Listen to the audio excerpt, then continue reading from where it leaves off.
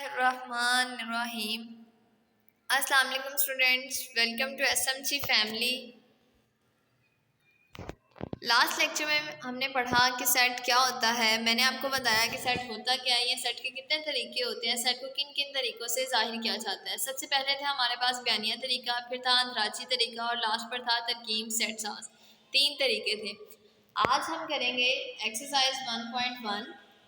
Exercise 1.1 में first जो question है, फर्स्ट क्वेश्चन में हमारे पास उन्होंने बोला है कि नीचे दिए गए सेट को बयानिया तरीके में लिखें।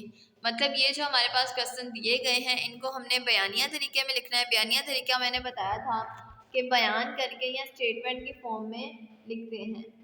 ये हमारे पास अंदराजी तरीके भी दिए गए हैं और तरकीब सेट साज भी दी गई है। ये हमारे पास है अंदराजी तरीका और ये है तरकीब सेट साज। इन सब को हमने बयानिया तरीके में लिखना है, मतलब स्टेटमेंट की फॉर्म में लिखना है। चलें जी स्टार्ट करते हैं। फर्स्ट क्वेश्चन है हमारे पास, A is equal to AEIOU।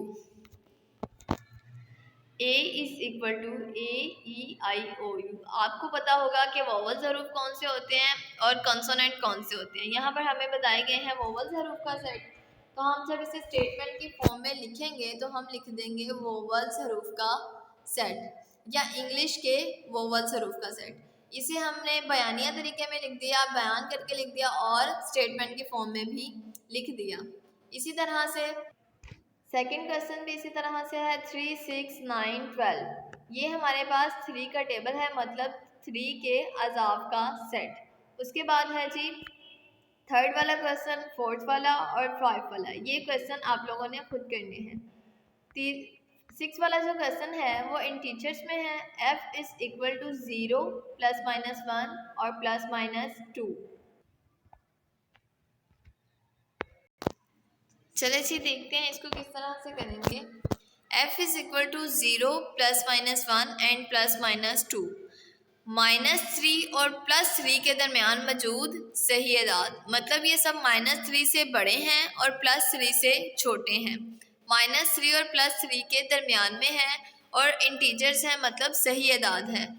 -3 और +3 के दरमियान मौजूद सही अदाद का सेट।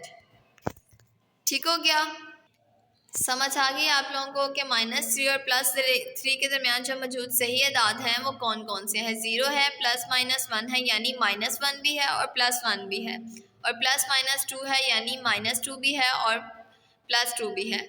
सबसे पहले -3 आता है, फिर -2, फिर -1 और मिड में 0, उसके बाद +1 और +2 फिर +3।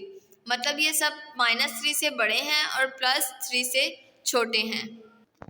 नेक्स्ट क्वेश्चन है जी तरकीब सेट साज में हमें दिया गया है g is equal to x, जबकि x रुकन है n, मतलब नेचुरल नंबर कुदरती अदाद, और x छोटा है 3 से।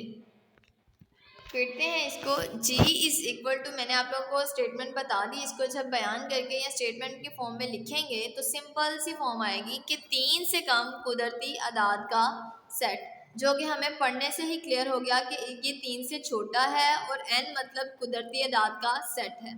x जबकि x रुकन है n, मतलब नेचुरल नंबर, और x छोटा है 3 से कम कुदरती अदाद का सेट।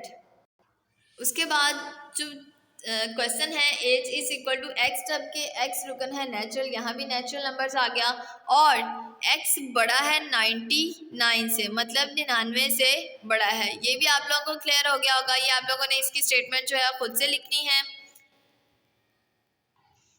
और नीचे है, नीचे दिए गए सेटों को अंदराजी तरीके में लिखें। ये क्वेश्चन जो है हम कल करेंगे।